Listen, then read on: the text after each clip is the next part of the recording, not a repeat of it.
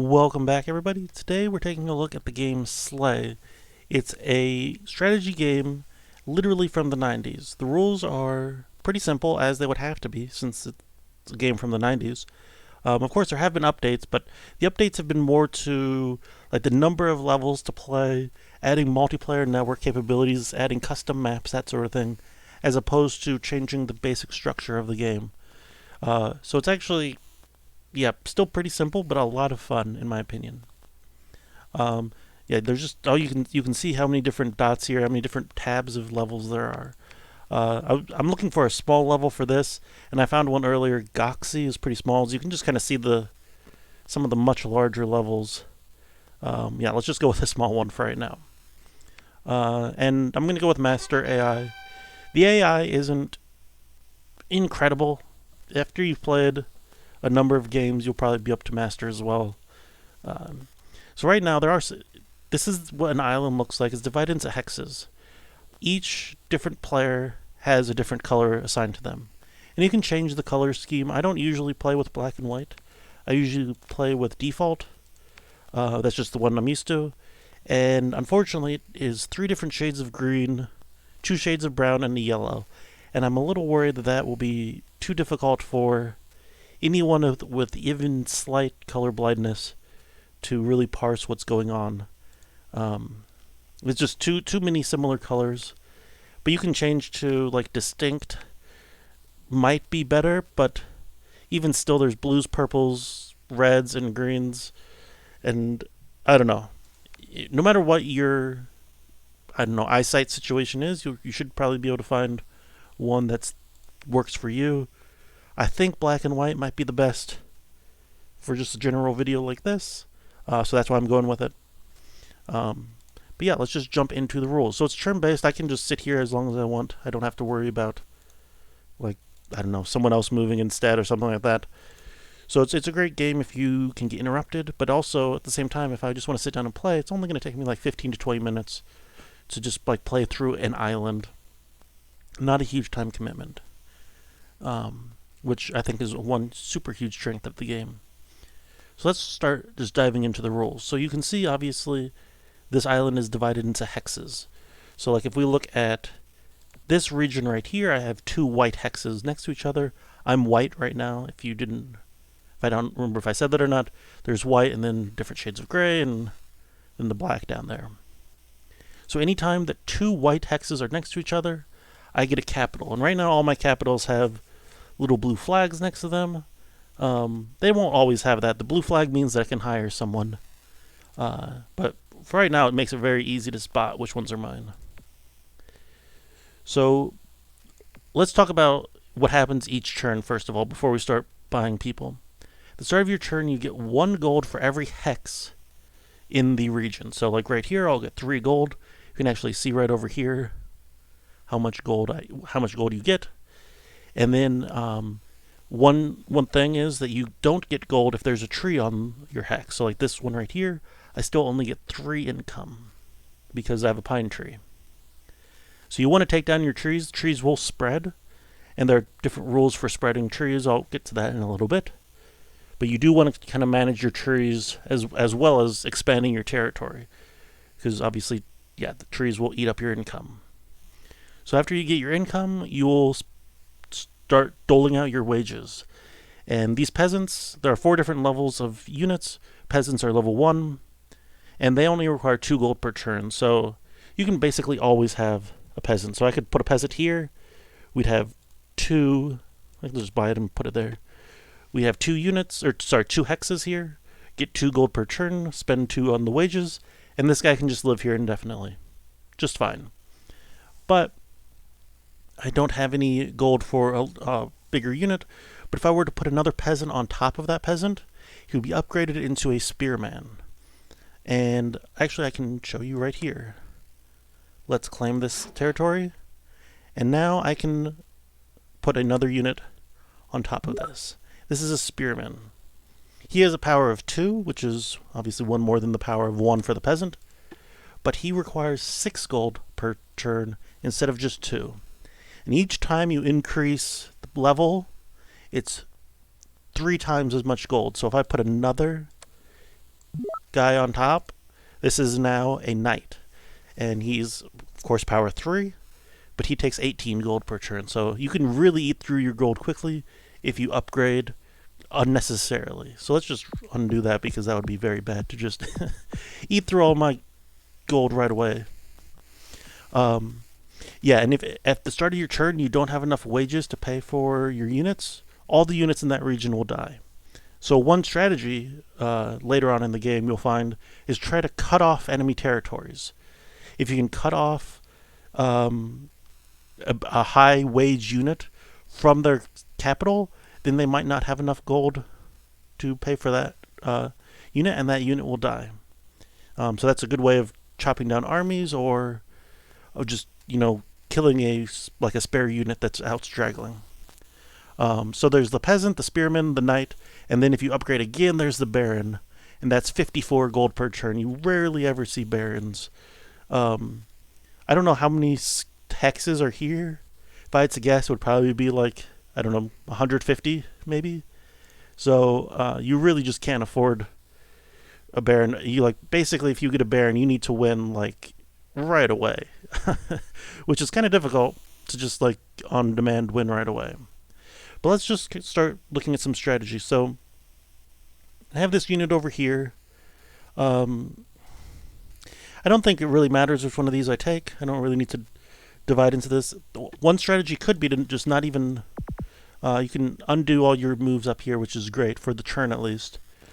One strategy might not even be to buy any unit and just save up my gold. Over here you see this castle that I can buy. It has an equivalent power of a spearman. It has power 2. So if I put it down, neither a peasant nor spearman will be able to take that square or any hex next to it. So that's a very good defensive building. It has no wage either, so it's very good defensively. But of course it doesn't help you take more territory, so there's a little bit of a trade-off there. Mostly for this first turn is about connecting any of these random blocks.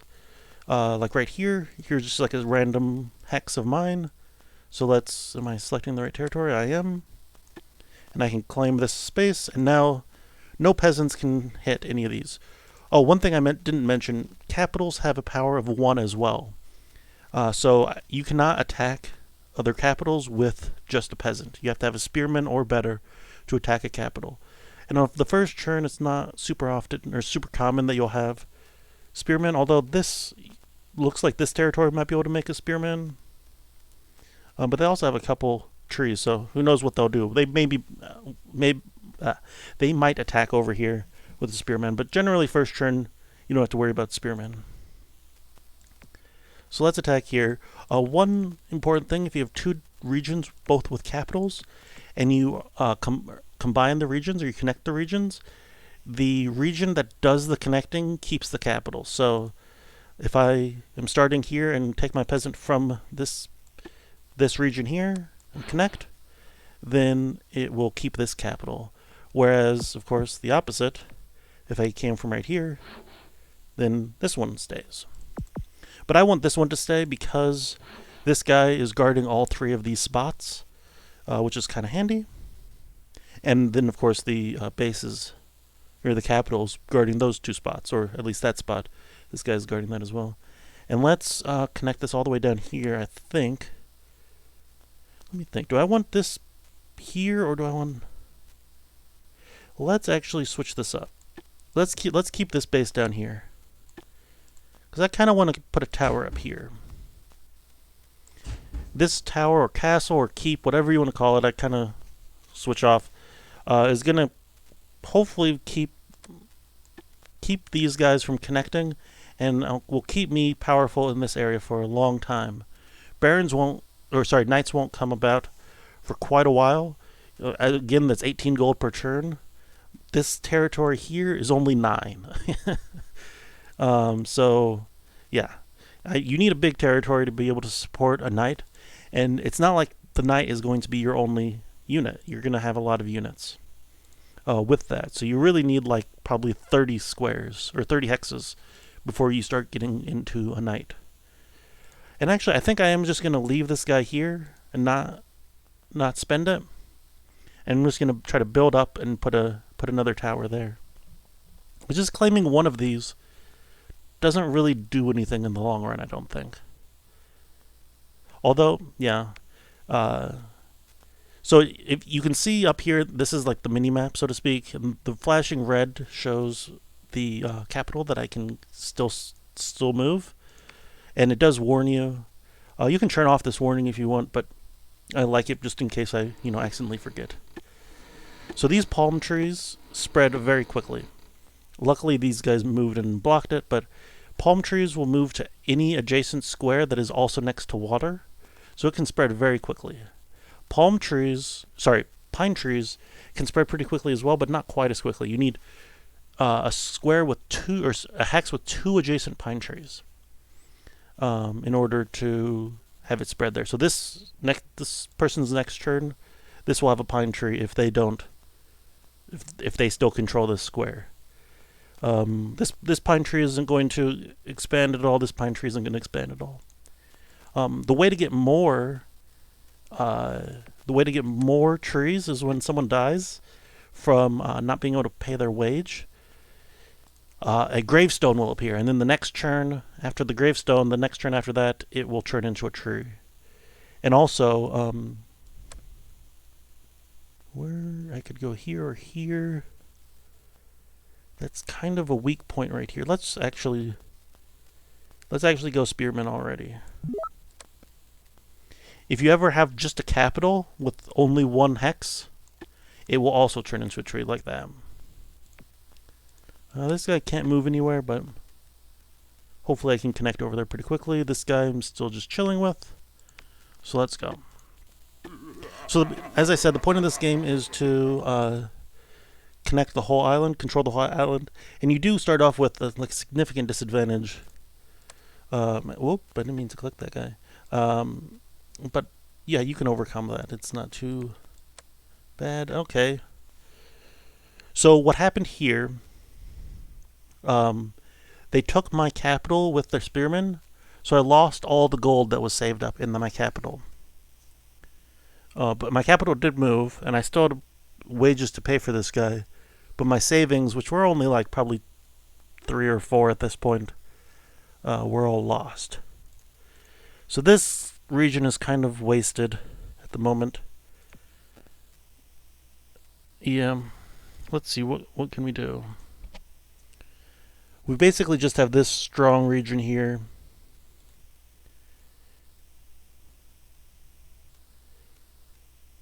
Let's see, I could try to push over here, but I can't really do much. The spearman is guarding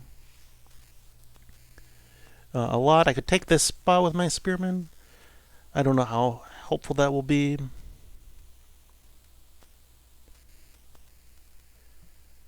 Let's see, I could, that would give me 3 spots. Okay, so I think I'm just going to do this. And take that spot, and then that was just kind of an orphaned hex there. And then I'll have this guy. Ooh. Yeah, I think this guy's just going to take this tree. I was thinking I could take this tree, which would also be another spot. But I'm a little worried that these people will get a spearman and attack me if I do that. It's not worth it at this point to risk losing even a peasant. And I'll be fine with these guys just kind of chilling. You can see some gravestones. That's what happens when you just can't pay the wages. And unfortunately, I lost my whole region over here. But this region is still alive, so let's plop down a tower. And it will sit there for quite a while. And they did move across here. So I had enough for my wages here. Just exactly, actually. I did have 2 savings that I could have dipped into if needed be. But, yeah, so I'm going to take this back because I want this. Yeah, I want my money. Luckily, the savings, or the money from these 5 hexes is stored up here, and I will still get that. So you can see this has 5 money, and this has 2 when I connect them up. Oh, really? Huh. I could have sworn those connect.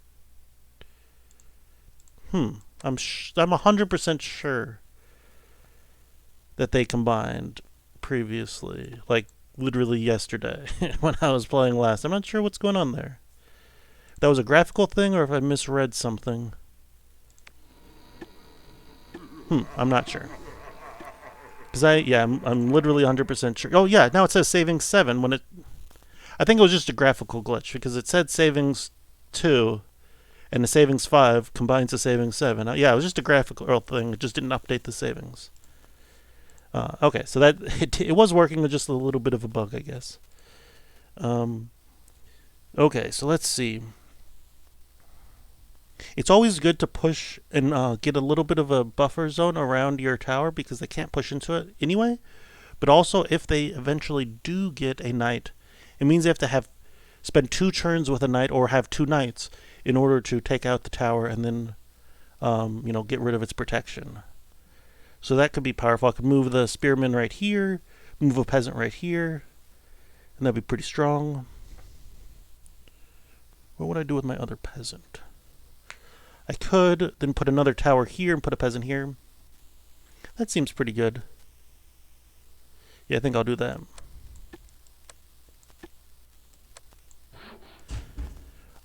It doesn't really matter. I'd like to try to make sure that my towers or my castles or whatever are their ranges of influence are just touching as opposed to overlapping. So this castle controls or protects these hexes, while this one was looking at these hexes. Having them overlap can be nice as well. It just would take more knights or more moves with knights to kind of take over the area. But yeah, having that there, so I could push over here. So yeah, at this point I kind of have to start thinking about which way I want to go. Because I have a pretty good defensive line here, which is going to make it hard for the left side of the island to interact with the right side of the island. They're going to have to go through me.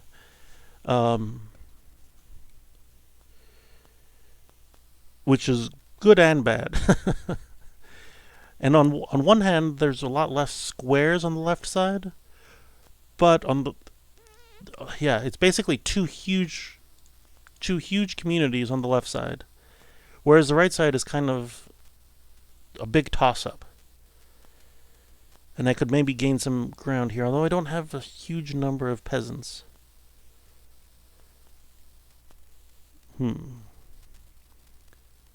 If I took this, I could go pawn.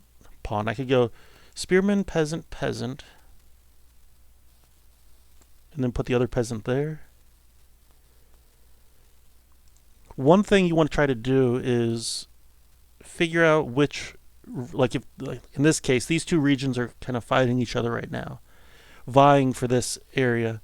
So I want to try to help the one that's weaker.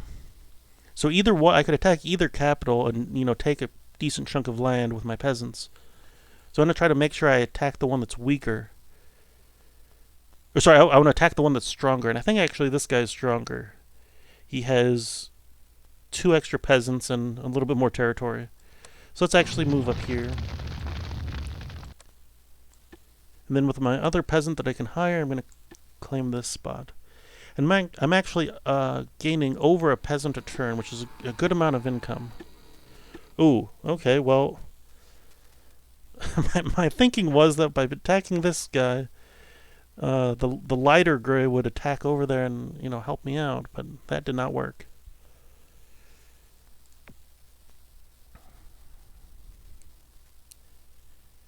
And okay, so one thing I could do, and I guess I can just show you, because I can just undo it.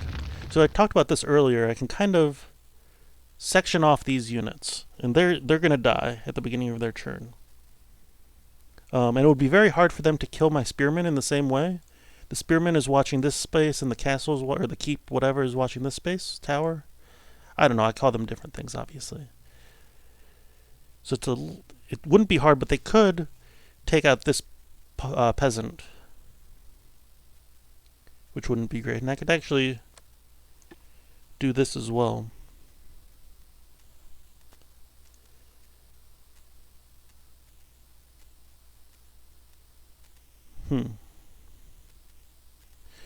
But, and I did say this, that you want to focus on attacking the stronger guy. And this guy, the darker gray, is stronger. They have 3 spearmen to the lighter gray's 2. But the lighter guys are going to be coming over here towards my capital. I don't want to lose my capital. Because I guess I don't have very much savings. I'm going to have 4 savings at the end of this turn. I think I'm going to, go for these guys. So one kind of pro tip here. I could put a peasant in every single spot. But in this case, let's say like this, I've only denied them, I think, 6 spaces, 6 hexes. But what I can do instead, let's undo that. If you go every other spot, it doesn't let a capital appear because this is just kind of an orphaned hex. So I can actually claim, I guess in this case, literally just 1 extra spot. But in some cases, if this square wasn't here, then I wouldn't have had to put this peasant here either. And I could have actually claimed the same amount of room in just like 2 less peasants, or 1 less peasant, whatever. I think we're good, although I think I'm going to lose my capital. I think they're going to push across. Oh, no, they didn't. Good. Oh, nice. And these guys lost their whole army. They still... No. Yeah. So I'm in good shape there. I could throw down another tower here. I think I just want peasants for now. I want to just kind of claim as much territory as I can. So let's just try to just kind of spend this turn just claiming anything I can. Those are all good, and then I'm going to put this guy into this, kind of safety of just having a number of squares.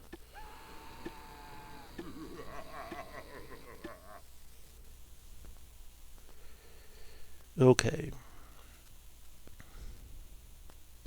So the dark gray is going to die here. Like they just have no chance of fighting against me and light gray. So I definitely want to fight this lighter gray, people.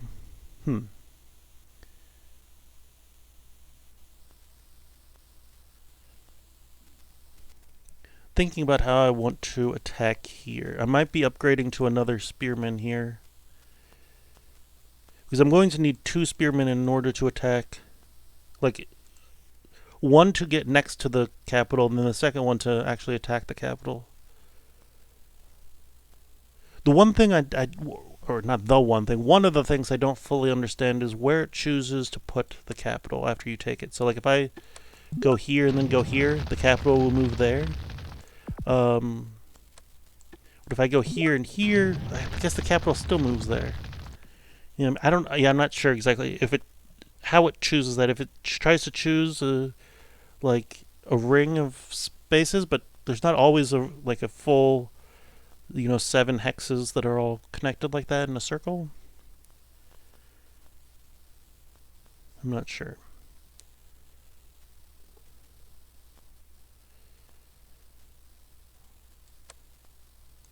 Well, anyway, let's start doing this. We can claim here.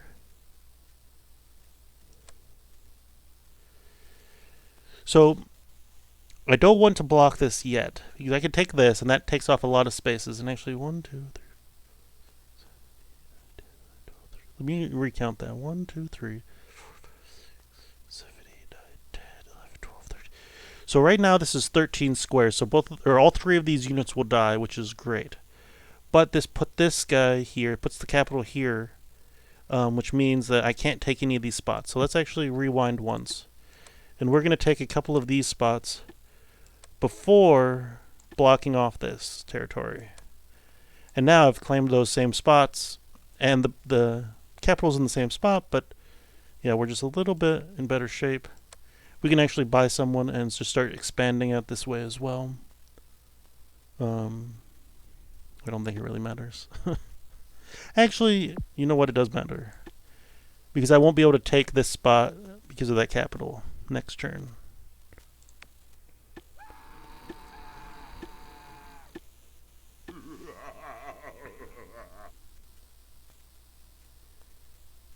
I'm a little worried about the amount of money these guys have saved up. They might try to go for like a suicide attack and just take out my capital or something. Or maybe they'll connect here and get an influx of cash.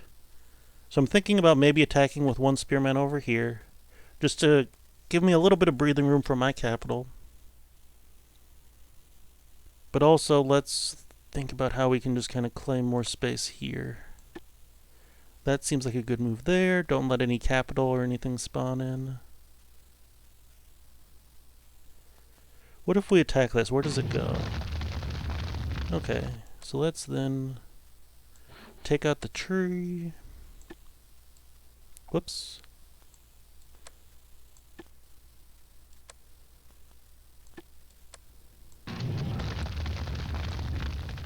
Take that. And, well, I still have a couple guys I can buy. So I could take these 3 spots. That seems perfectly reasonable to me. I tend to play pretty defensively. Like the castles or the towers or whatever, as I said at the beginning, obviously they don't provide any offensive force. And I've spent 30 gold on just the defenses, so yeah, like I could have 3 more peasants right now, effectively, or maybe even 4, because I would be constantly capturing more spaces. So it's a trade-off. So if you didn't notice here, this light gray, or I don't know, this gray attacked with a big force down here, but then the people after them, these guys attack and cut these off. So although there are 4 spearmen right here, I don't actually have to worry about them because they're all going to die. So that's fine. I'm just going to expand my territory a little bit. And let's actually save him. I might be able to connect up. And that would be a great spot for my capital. I would never have to worry about it getting taken. So let's go here. Oh, darn it, I actually can't.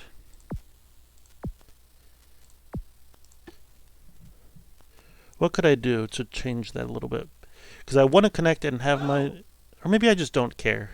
Honestly, it probably doesn't matter. So we'll do that, and my capital stays here.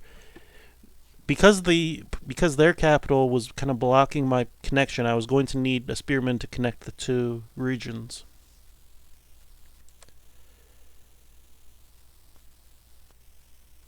Yeah, let's see.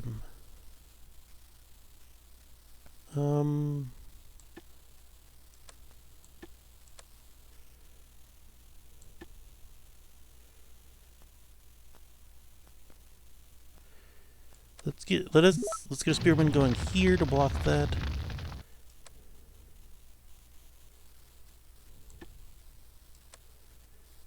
And we'll go there. I hope they don't attack that. This guy is kind of hanging here. If these guys can produce a spearman, they can attack and kill my one dude. Which they didn't do, luckily.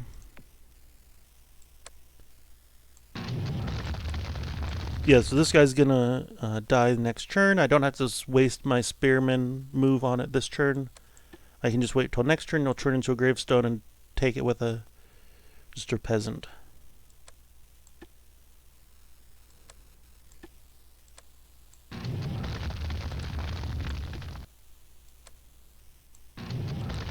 Let's just claim every space that I can. Which actually perfectly works out. Whoops, perfectly works out. And now this whole side, the whole right side, which has kind of been, in flux this whole time in a massive war, is ripe for the taking. Let's finish off here so I don't have to worry about them. You can't sell. I didn't ever say this, but you cannot sell these castles. They're there forever, or at least until they're destroyed. These people did make a knight, but I don't think it's much to worry about. I said at the beginning you kind of need several other units to support the knight, and they just have a knight and a peasant, so they could really end up having some bad things happening. Like one of these peasants taking here, that cuts off 4 gold. With just one peasant, so they could. I can't see how much gold they have, but they could very easily lose like a lot of money very quickly. So I think I'm actually going to make a knight as well, so that I can get rid of that spot.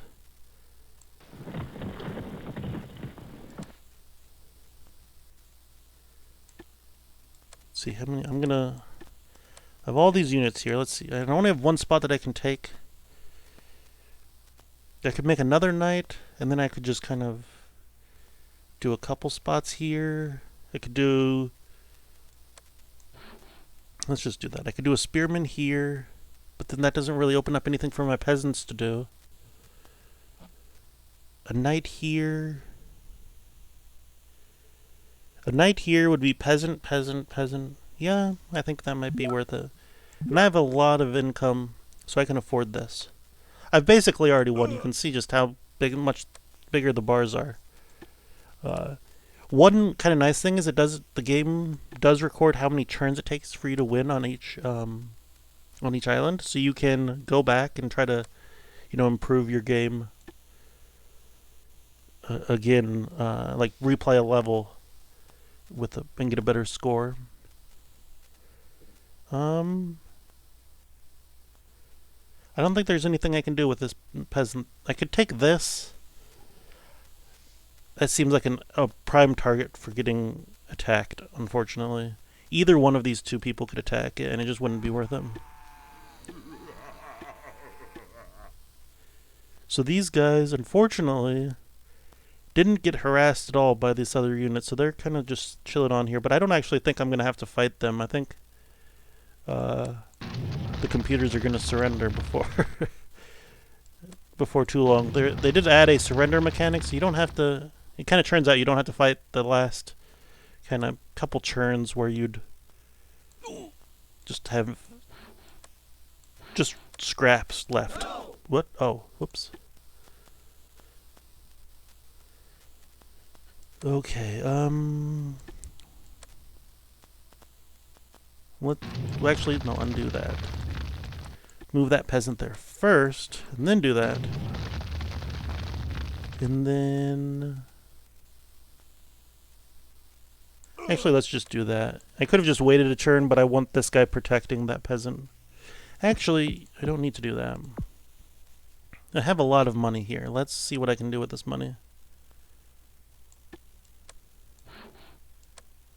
Let's just take a bunch of space from these other guys. Yep, there we go. They surrendered. And that's the game Slay. It took about a half an hour here, but I also had to describe the rules and stuff. So yeah, it's a pretty quick game and it's a lot of fun. It's obviously very simple, but therein lies the the complexity at the same time. But yeah, if I could start this again and it would be the exact same start. So you can just try to improve the score, figure out the different strategies. There's no randomness in the game as far as I'm aware. So like if you do the exact same moves, they would react in the exact same way. So it's an interesting way to try to like just improve your score or whatever against the AI, as well as just having like 500 islands to play before you even get to like the custom islands or playing with friends or anything like that. All right. As I said, this game is on Steam, so if you're interested in checking this game out, obviously feel free to do that. I think it's $10, 10 US dollars right now, although it most likely often goes on sale. So if you wait for like the summer sale or anything like that, you probably get it for like just a couple bucks. Anyway, thank you guys for watching, and I will see you guys next time.